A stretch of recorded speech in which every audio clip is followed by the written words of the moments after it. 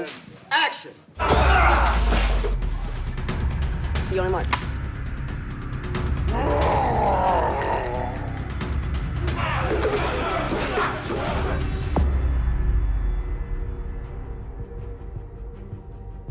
Olympus is epic. But like all great story epics, it's one that's founded in what I call the small, big thing, the human heart. The emotional journeys of characters that are very, very connected to each other, who are on a grand journey that is more about them than it is about plots, gods, and demons. It's set in 2000 BC, which is a time before the Greek Golden Age, the age when most of these myths and tragedies were written. What Olympus does is focuses entirely on storytelling. It's an epic tale, and it really draws you into the characters and the journey they're on. Tom York plays Hero. The hero starts as an innocent young man who grew up in the forest alone with his mother. The hero changes from a boy into not just a man, but a god-like character.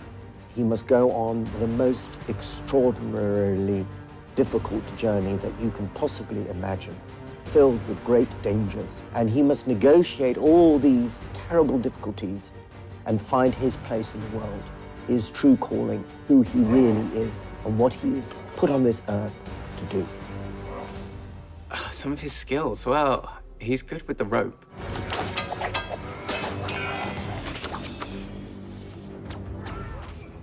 That's his weapon of choice, especially at the start.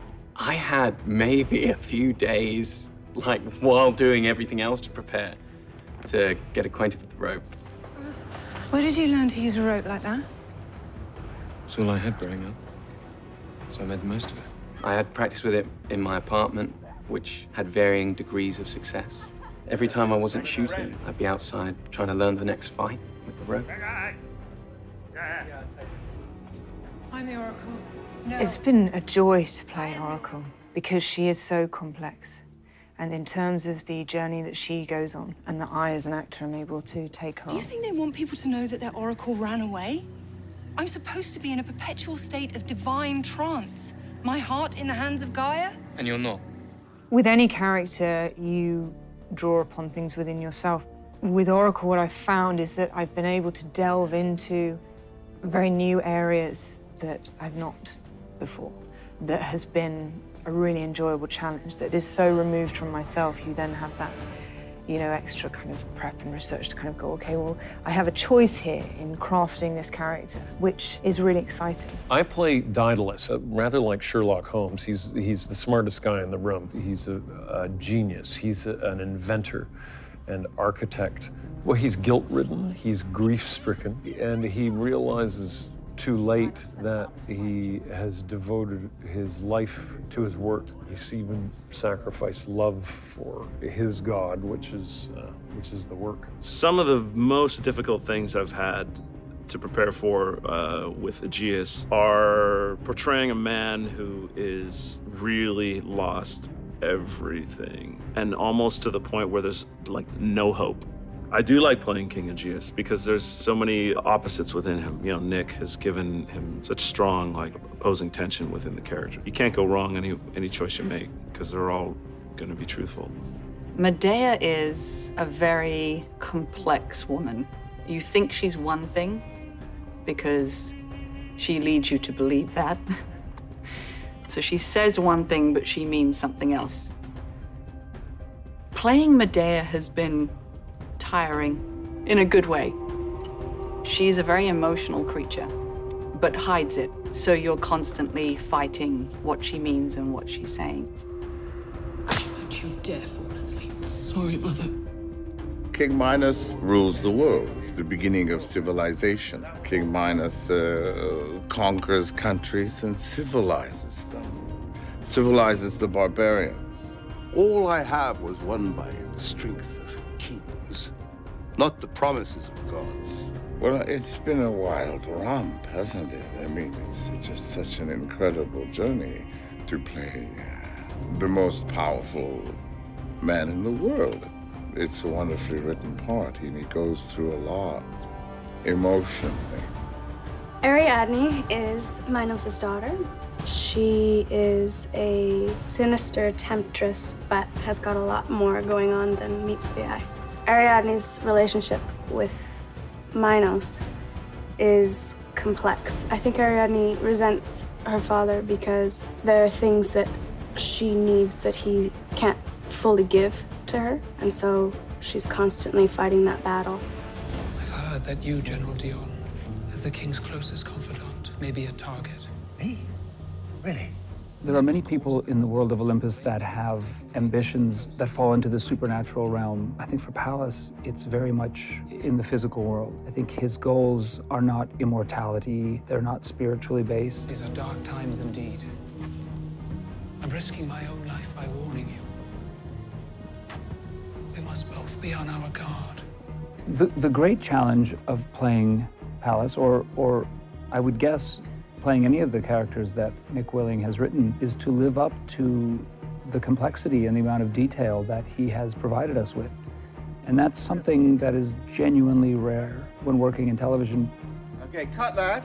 I always just felt that I was well-versed in Greek mythology. But when you come up against someone like Nick Willing, who is a master of mythology and all the nuances of mythology and the birth of religion and that sort of cultural nuance, you realize that you know very little. We have an opportunity to do something that hasn't really been done on a television show before, which is to really create interesting environments the story takes place within. The design process behind Olympus is one that is cutting edge.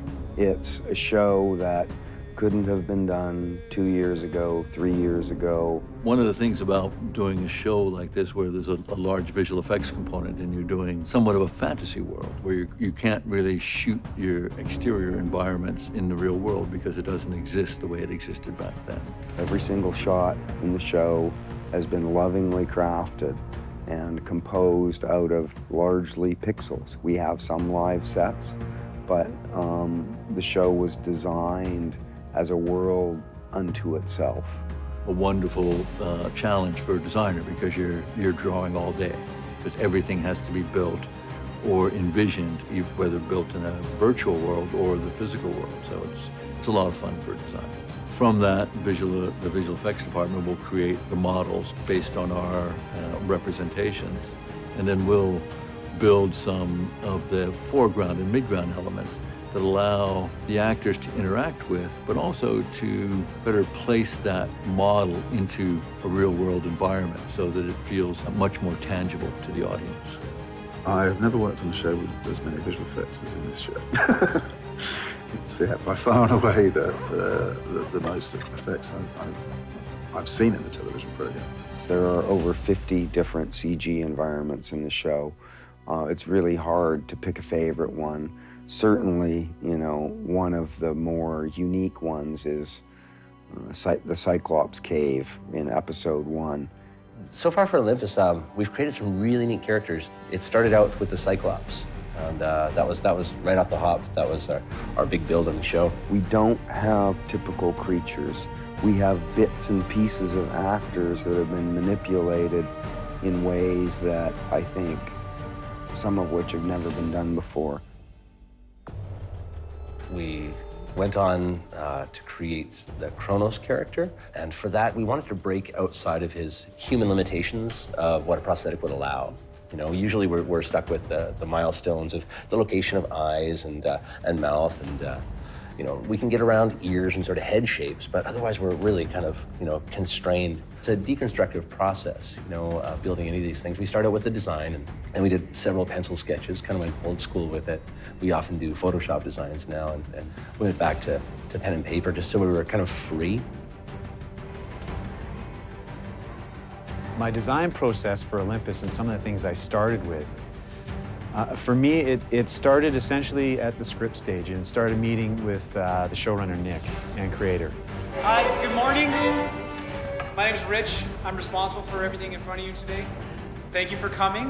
What we're doing here today is a TV series called Olympus. Now, Of course, this is a Greek tragedy. It evokes horns. I hear horns, you know, brass things. So I knew at some point I would definitely have to start leaning on strings and brass as well. I had leaned very heavily on the vocal, on the swooning, the alto female voice, which totally lends itself to picture into the on-screen events. I'm feeling good that I ended up writing some large music for this. Olympus is very different because it's very much a character-driven, serialized show, but it's unique in its storytelling tools. It's unique in its background. It's unique in its surprises. What the Greeks understood, all those various things that come together to create that feeling. And a lot of their stories are about the nature of love, or at least, more accurately, the tragedy of love.